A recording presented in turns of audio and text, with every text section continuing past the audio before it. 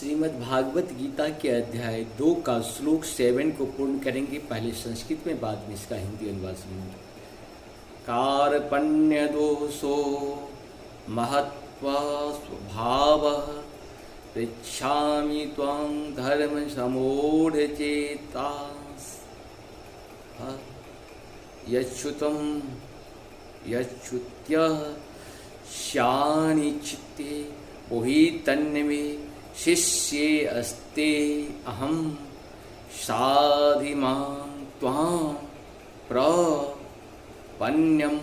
अर्थात अब मैं अपनी कृपणा दुर्बलता के कारण अपना कर्तव्य भूल गया हूँ और सारा धैर्य खो चुका हूँ। ऐसी अवस्था में मैं आपसे कुछ पूछ रहा हूँ कि जो मेरे लिए श्रेष्ठकर हो उसे निश्चित रूप से बताएं। अब मैं आपका शिष्य हूँ और आपका शरणागत हूँ, कृपया मुझे उपदेश दें।